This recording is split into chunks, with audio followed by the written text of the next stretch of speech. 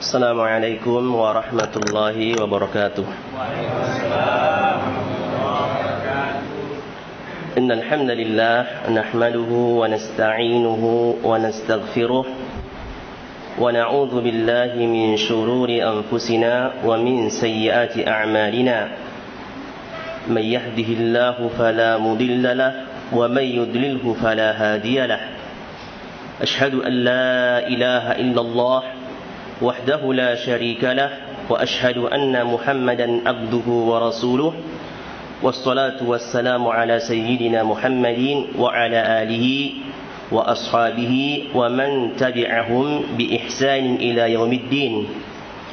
اللهم فقهنا في الدين وعلمنا تأويلا سبحانك لا علم لنا إلا ما علمتنا إنك أنت العليم الحكيم. Para asatidz, kaum muslimin dan muslimah yang dirahmati Allah Subhanahu wa ta'ala, tiada hentinya kita memuji kepada Allah Subhanahu wa ta'ala atas segala limpahan nikmat yang tiada hentinya dicurahkan, dikaruniakan kepada kita sekalian. Dan dari sekian banyak nikmat yang tiada terhitung tersebut, yang paling besar dan tidak bisa ditukarkan dengan apapun dari bagian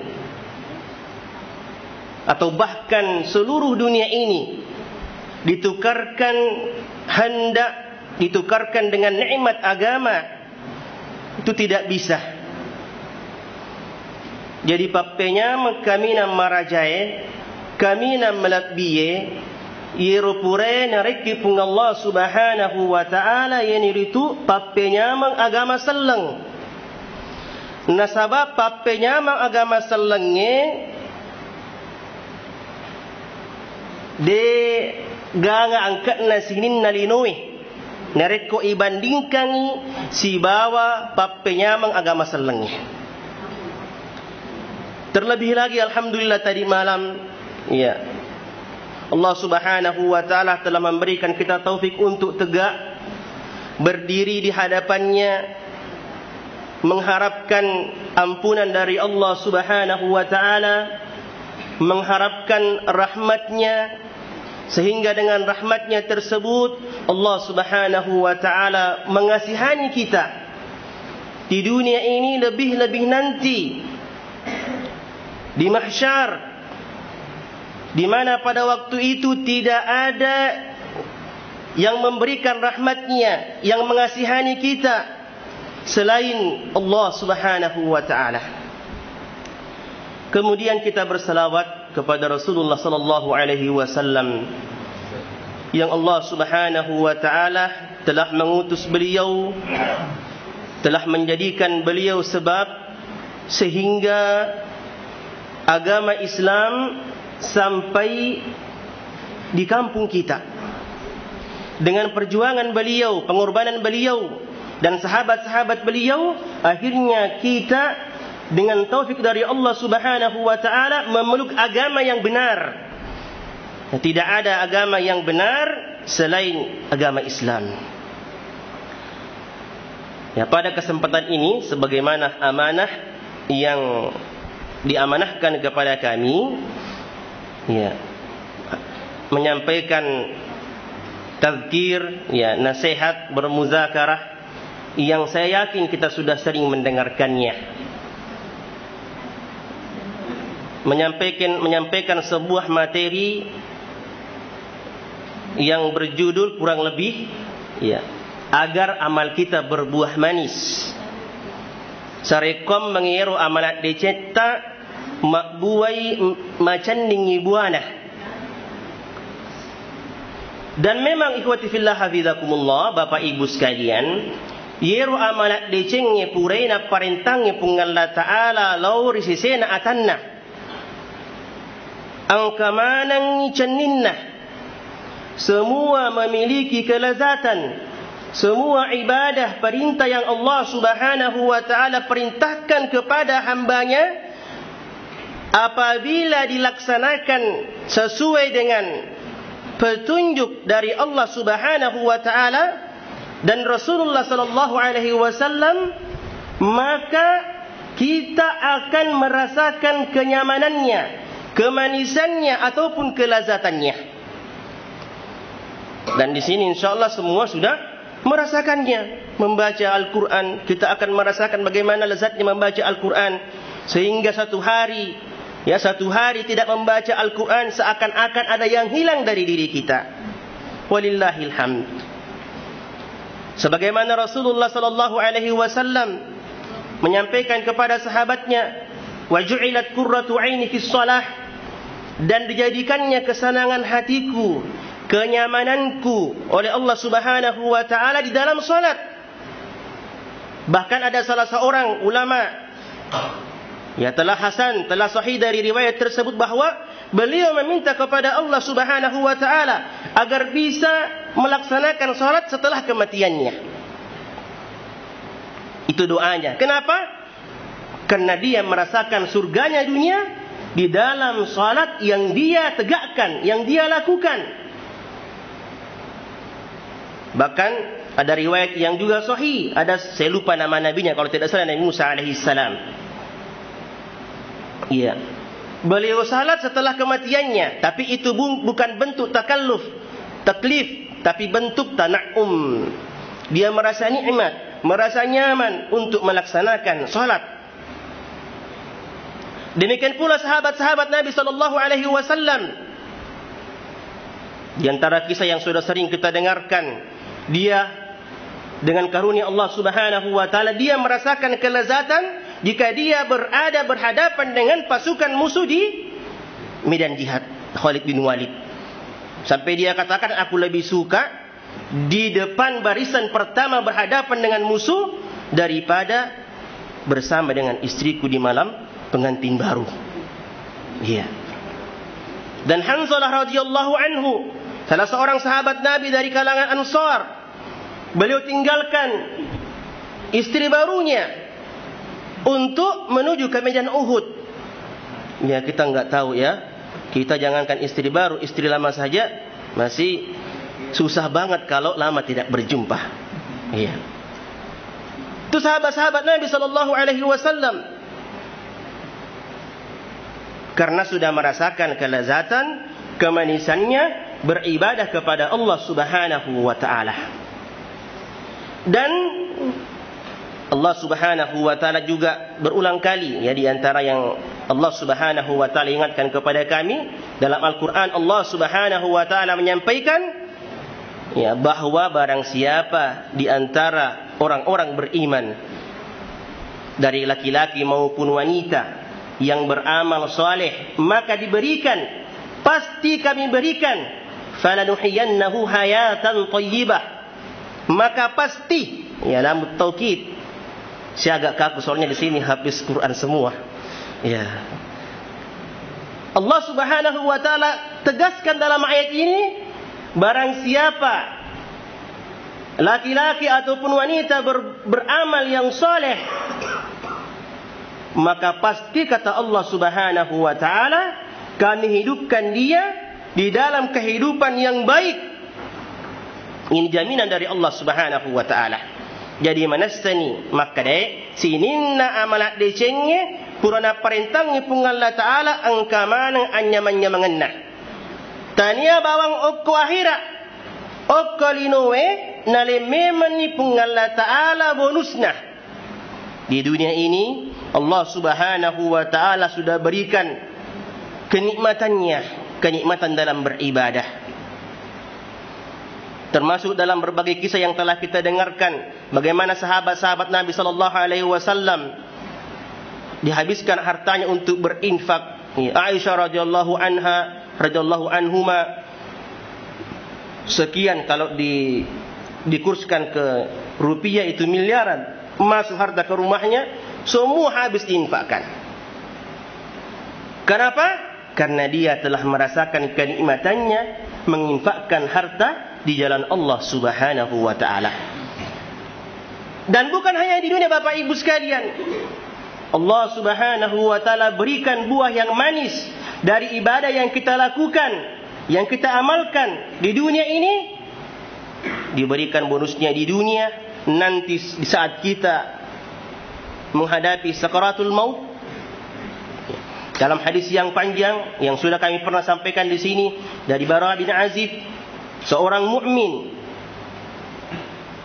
di saat dia hendak meninggalkan dunia ini, maka Allah Subhanahu wa taala kirimkan malaikat, diberikan kain yang harum, dicabut nyawanya dengan halus, dan ruhnya naik ke atas setiap lapis langit. Maka malaikat bertanya-tanya dan menyambutnya dengan sambutan yang baik, dengan sebutan yang baik. Sampai nanti juga di alam barzah. Ya, di alam barzah pun seorang mukmin akan merasakan manisnya amalan yang telah dia amalkan di saat dia hidup di dunia. Sampai nanti di akhirat, sampai di padang mahsyar, di saat semua manusia gelagapan, ya nasallallahu salamata wal afiyah, di saat semua manusia menunggu pengadilan Allah Subhanahu wa taala, Allah Subhanahu wa taala berikan rahmatnya, memberikan buah yang manis dari amalan yang telah mereka lakukan di saat mereka di dunia. Di antaranya Allah Subhanahu wa taala memberikan izin kepada kita untuk meminum air dari telaga Kautsar Nabi sallallahu alaihi wasallam, dan sampai nanti di surga. Cuman bagaimana Bapak Ibu sekalian, ya, bagaimana usaha kita, bagaimana prosedurnya. Jadi narek komat tanang, ya, narek komat tanang bandi keki, ya, atau pao meloki pacaningi buana, tentu kita menanamnya, merawatnya sebagaimana yang diajarkan oleh orang yang ahli, insinyur pertanian, ya, atau baca bukunya bagaimana caranya mendapatkan buah yang lebat dan juga sekaligus manis dan nikmat buahnya. Demikian pula Bapak Ibu sekalian, apabila kita berkeinginan agar amaliyah kita kepada Allah Subhanahu wa taala kita bisa rasakan manisnya di dunia, di alam barzah, sampai nanti di akhirat, itu ada beberapa perkara yang perlu kita perhatikan dan perlu kita ingat. Dan ini sudah sering juga disampaikan, tapi kita perlu ingat, kita perlu kita ulangi, sehingga jangan sampai kita lupa. Summiyal insanu linisyanihi, dikatakan manusia karena dia suka lupa. Yang pertama yang kita perlu selalu ingat dan jangan sampai kita lupakan, perhatikan kembali syarat diterimanya ibadah. Angka, ya, ketentuan sarekom mengina tarimai amalat dicipta pun Allah Ta'ala, atau sarekom mengiru amalat dicipta macam ini. Yang pertama, ikhlas ki si mata-mata tiga ki perintah pun Allah Ta'ala. Agar yasan ikhlas, Allah Subhanahu wa Ta'ala berfirman, wa ma umiru illa liya'budullaha mukhlishina lahuddin. Tidaklah diperintahkan mereka untuk beribadah kepada Allah terkecuali beribadah ikhlas semata-mata karena Allah Subhanahu wa Ta'ala, bukan karena hendak dilihat atau riya, bukan karena hendak dia sebutkan. Seperti zaman sekarang, ya, begitu banyak, ya, sebagian dari saudara kita terlalu menggampangkan, memperlihatkan, menyampaikan amalan pribadi yang dia lakukan lewat medsos, ya, Facebook dan sebagainya. Ya, alhamdulillah sudah melaksanakan umroh, ya, alhamdulillah sudah melaksanakan tawaf, ya, atau alhamdulillah, ya, sudah 3 kali khatam, ya. Tapi kalau kita dapatkan seperti itu, kita bersangka baik. Ya, kita bersangka baik. Bersangka baik bagaimana? Ya, itu saudara kita upload di medsos supaya memotivasi orang lain untuk beribadah. Tapi untuk diri kita, karena sudah banyak nih begitu, ya. Karena pada asalnya amalan ini, ya, pada asalnya amalan itu tidak diumumkan. Apalagi amalan pribadi. Lain kalau undangan pengajian, ya. Amalan pribadi itu pada asalnya hanya kita dengan Allah Subhanahu wa taala yang tahu. Atau memang kalau qiyam berjamaah, ya cukuplah yang tahu di sekitar kita. Ya, tidak perlu seluruh dunia tahu. Ya. Ini diupload ke medsos. Kita bersangka baik kalau ada orang seperti itu. Tapi untuk pribadi kita berpikir beberapa kali untuk mengupload amalan kita. Karena sudah banyak nih. Ya, sudah banyak saudara kita yang memberikan motivasi seperti itu. Bahkan ulama terdahulu sampai mereka membebani dirinya untuk menyembunyikan amalannya. Sampai nanti mereka diketahui telah berbuat amal kebajikan nanti setelah mereka meninggal. Ada yang istrinya bahkan tidak tahu kalau puasanya suaminya sekian tahun berpuasa. Puasa sunnah. Karena dia kalau dikasih bekal pergi bekerja, bekalnya selalu habis. Iya. Bekal yang dikasih oleh istrinya pergi bekerja itu selalu habis. Turi capu. Padahal dia nan relakenna pura minas sidekang okola langi. Dia ni sengimirina.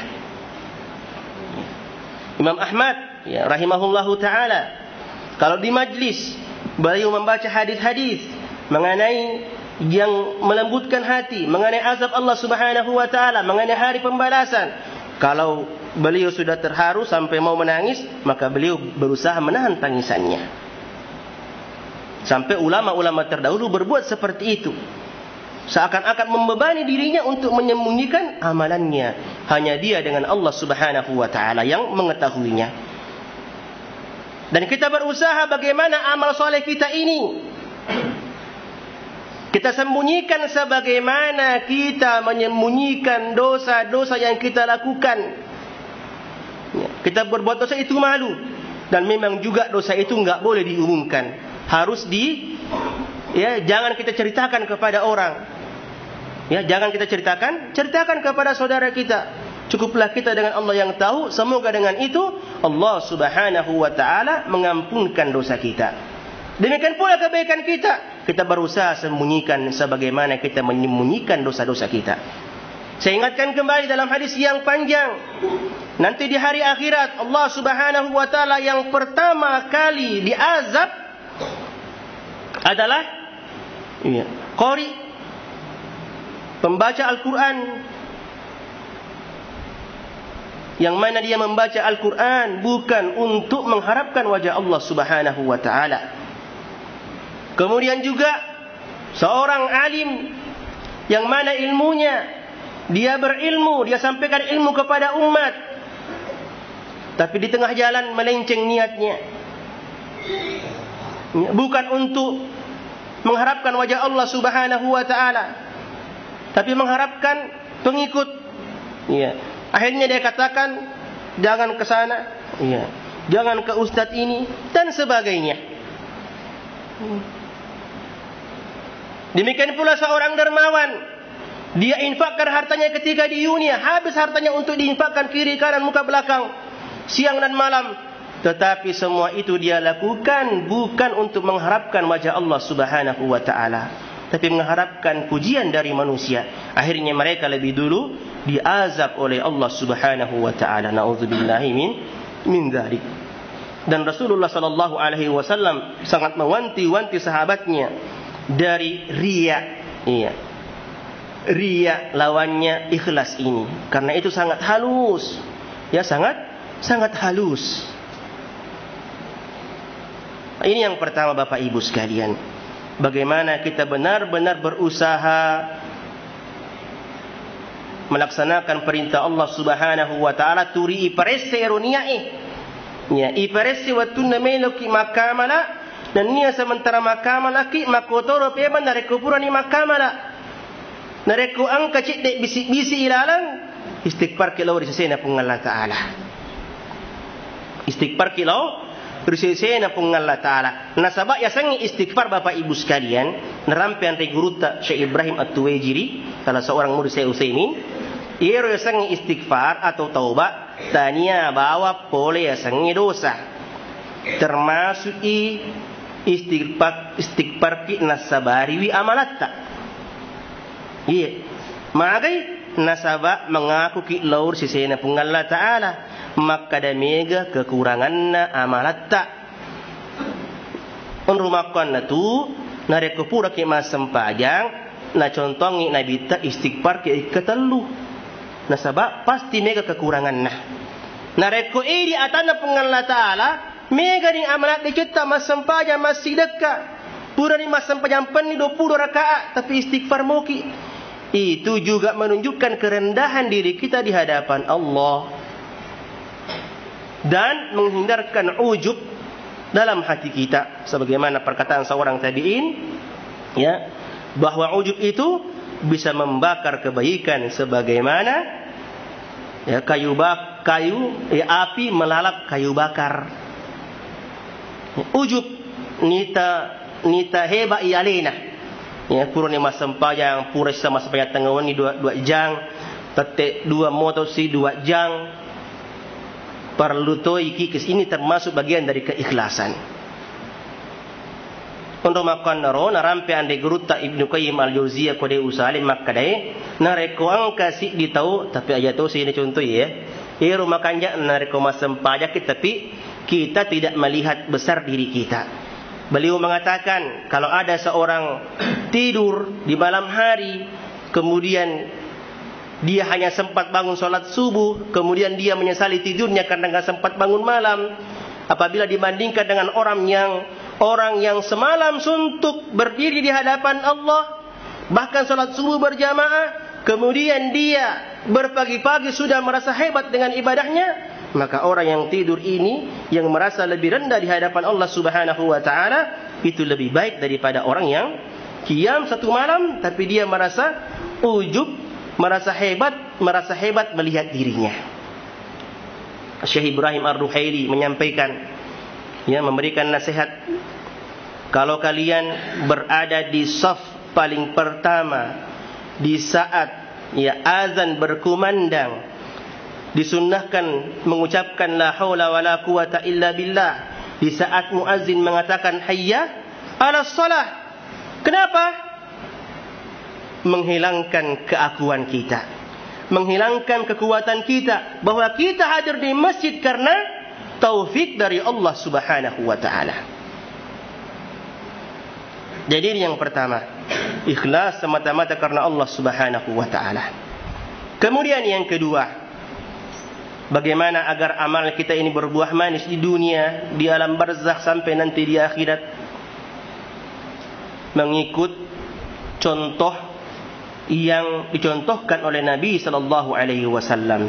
Sebagaimana hadis Aisyah radhiyallahu anha, beliau sampaikan, "Man 'amila 'amalan laisa 'alaihi amruna fahuwa raddun." Wa fi riwayatin, "Man ahdatha fi amrina hadza ma laisa minhu fahuwa raddun." Nigi tau makamala tau makasiwiyang pakasiwiyang agi tapi de nangka de gaga contoh na pole na bitta ya nasabak makka deh ikuto gampisang diterima na ya. Memang hanya Allah Subhanahu wa Ta'ala yang memiliki hak mutlak untuk menerima ibadah kita, tapi Allah Subhanahu wa Ta'ala telah menurunkan aturan dalam Al-Quran. Di antara aturannya adalah mengikuti contoh Nabi sallallahu alaihi wasallam. Allah menggariskan aturan bahwa ikuti aturan ini maka amalanmu akan diterima.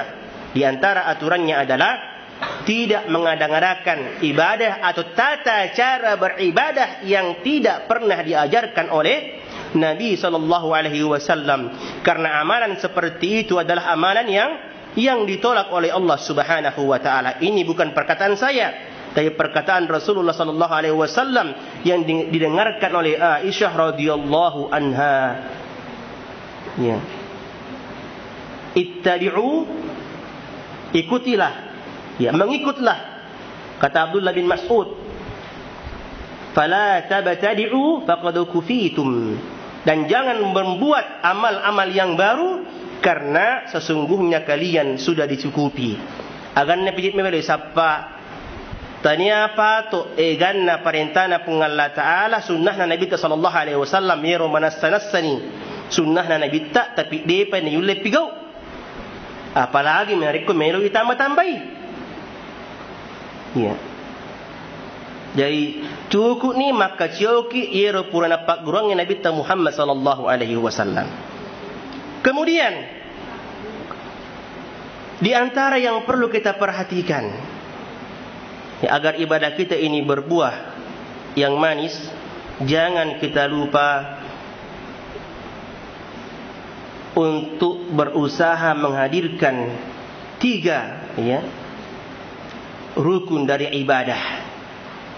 Setiap ibadah yang kita lakukan, kita berusaha menghadirkan 3 rukun ibadah, ibadah apapun itu.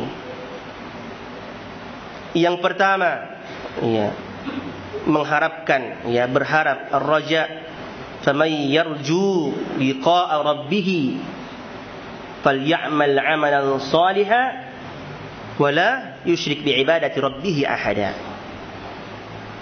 Apa yang kita harapkan? Iya, yarjuna rahmatah, kita mengharapkan agar amalan kita diterima oleh Allah Subhanahu wa taala. Kita berharap apabila amal kita diterima oleh Allah, kita mengharap rahmat Allah Subhanahu wa taala, kasih sayang Allah Subhanahu wa taala. Karena dengan rahmat Allah Subhanahu wa taala kita akan melewati masa-masa sulit di alam barzah, di padang mahsyar, sampai di titian sirat nanti, sampai kita masuk ke dalam surga Allah Subhanahu wa taala. Yarjuna rahmatah, dan memang kita masuk ke dalam surga bukan karena amalan kita, tapi karena rahmat Allah Subhanahu wa taala. Tapi sebab untuk mendapatkan rahmat Allah Subhanahu wa taala adalah berbuat kebaikan, berbuat amalan. Inna rahmatallahi qaribum minal muhsinin. Fa idza quri'al Qur'an fastami'u lahu wa ansitu la'allakum turhamun.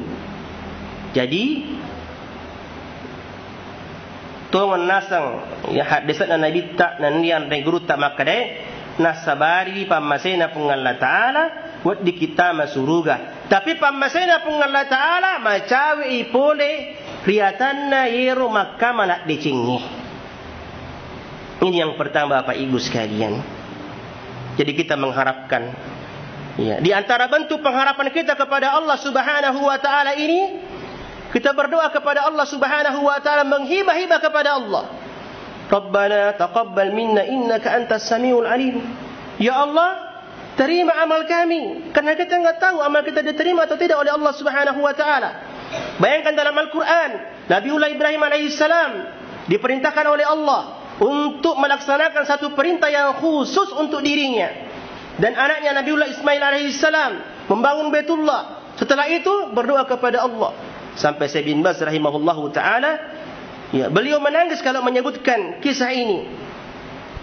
Mereka berdoa kepada Allah. Ibrahim alaihissalam, Rabbana taqabbal minna innaka antas samiul alim. Ini di antara bentuk kita, ya, bentuk pengharapan kita kepada Allah Subhanahu wa taala. Jangan kita lupa memperbanyak doa tadi. Pipua terima kasih amanat deceku, terima sempajaku, terima posaku, terima pasti dekaku. Ini yang pertama. Kemudian yang kedua Bapak Ibu sekalian, nania mi tautoki, kita juga takut. Ya. Takut bagaimana? Takut jangan sampai amalan kita ditolak oleh Allah Subhanahu wa taala. Takut kepada azab Allah Subhanahu wa taala, yarjuna rahmata wa yakhafuna azabah. Takut kepada azab Allah Subhanahu wa taala. Innahum kanu yad'unana raghaban wa rahaban wa kanu lana khashi'in. Tadi juga dibaca oleh Imam Ustaz. Iya. liman khafa maqamihi, ya, barang siapa yang takut kepada Allah, maka baginya 2 surga. Innal ladzina yakhshawna rabbahum bil ghaibi lahum maghfiratun wa ajrun kabir, karim, ya. Ya, dalam surah Al-Mulk, barang siapa yang takut kepada Allah, kepada yang gaib, kepada Tuhannya yang gaib, di saat dia bersendirian, maka apa janji Allah Subhanahu wa taala? Pengampunan untuknya dan pahala yang agung, pahala yang besar. Jadi aja, ya, turi perhatikan ni narekku mikir buah ki amalat deceng. Dalam surah Al-Insan, innama nut'imukum liwajhillahi la nuridu minkum jazaa'an wala syukura inna nakhafu min rabbina yawman abusan qamtarira. Kami berikan makan kepadamu, ya, kepada orang-orang miskin, kepada tawanan, tidak menginginkan terima kasih daripada kalian, tapi kami takut hari, ya, di hari di mana hari itu begitu berat. Jadi ini Bapak Ibu sekalian, nareku makamalak deceki, ya, mitauki laur sesena pun Allah Taala, ya, mitauki laur sesena pun Allah Taala. Jadi saleh dia itu si cocok itu makada, ya, ada pendapat dari yang disandarkan kepada perkataan Rabi'ah Al-Adawiyah, ya, katanya orang yang beribadah karena takut itu ibadahnya budak, ibadahnya seorang budak kepada tuannya. Padahal dalam Al-Quran Allah Subhanahu wa ta'ala dalam begitu banyak ayat mengulang-ulang memuji-muji hamba-hambanya yang takut kepadanya, takut kepada azabnya, takut kepada kemurkaannya. Ini yang kedua Bapak Ibu sekalian, kita beribadah, ya, karena takut kepada Allah Subhanahu wa ta'ala. Kemudian yang terakhir, ya, kita beribadah kepada Allah Subhanahu wa ta'ala karena kita mencintai Allah Subhanahu wa ta'ala. Dan di antara ciri-ciri orang yang mencintai Allah Subhanahu wa ta'ala, selalu rindu untuk bertemu Allah, ya, apakah itu lewat salat, membaca Al-Quran, lewat zikir, lewat sedekah, dia selalu rindu untuk bertemu dengan Allah, ya. Dalam Al-Quran Allah Subhanahu wa ta'ala sampaikan, walladzina amanu asyaddu hubban lillah, dan orang-orang beriman itu sangat besar kecintaannya kepada Allah Subhanahu wa ta'ala. Dan dalam hadis yang sahih yang sudah sering kita dengarkan, bahwa, ya, seseorang akan mendapatkan lezatnya keimanan apabila dia menjadikan Allah dan Rasulnya lebih dia cintai daripada semua yang ada, bahkan daripada dirinya sendiri dan orang tuanya. Dan tidaklah dia mencintai dan dia membenci kembali kepada kekafiran sebagaimana dia membenci apabila dia dicampakkan ke dalam api. Jadi ini 3 rukun ibadah yang hendaklah senantiasa kita hadirkan di setiap ibadah yang kita lakukan. Kita berharap kepada Allah agar diterima, kita berharap rahmat Allah, kita berharap surga Allah Subhanahu wa ta'ala, kita berharap nanti di surga bersama dengan Rasulullah sallallahu alaihi wasallam, kita berharap banyak istri-istri kita nanti di surga, banyak bidadari kita nanti di surga, ya. Dan kita takut jangan sampai amal kita, ya, kalau tidak di dunia cukuplah nanti di akhirat, ya. Iya, karena kita ini orang Bugis kebanyakan aib kalau menikah lebih dari 1. Iya. Ya. Kemudian Bapak Ibu sekalian, itulah mungkin yang sempat saya sampaikan pada kesempatan ini. Al-muhim, ya, kesimpulannya, ya, kalau kita hendak menjadikan amal kita itu berbuah manis di dunia, di saat sakaratul maut, di alam barzakh, di padang mahsyar, sampai nanti di surga, kita perhatikan beberapa perkara tadi, ya. Kita perhatikan keikhlasan kita perhatikan tata cara kita beribadah, kemudian kita perhatikan rukun-rukun ibadah tadi. Dalam Al-Quran juga, ya, Allah Subhanahu wa ta'ala perintahkan kepada Nabi sallallahu alaihi wasallam setelah Fathu Makkah, apa perintah Allah Subhanahu wa ta'ala? Ya, surah An-Nasr, sabbih wastaghfirhu, ya, bertasbih, ya, dan memperbanyak istighfar kepada Allah Subhanahu wa taala. Wallahu a'lam, benarnya datang dari Allah Subhanahu wa taala, dan semoga kita bisa mengamalkan dalam kehidupan keseharian kita, dan kekurangannya semata-mata dari kelemahan kami dan hawa nafsu kami. Allahu a'lam. Subhanallah bihamdihi, subhanakallah bihamdika, asyhadu an la ilaha illa anta, astaghfiruka wa atubu ilaik. Subhana rabbika rabbil izzati amma yasifun, wa salamun alal mursalin, walhamdulillahi rabbil alamin. Qur'anuna nurun mubin lil 'abidin mada as-sinin, nurun 'ala nurin lana درب السعادة كل حين.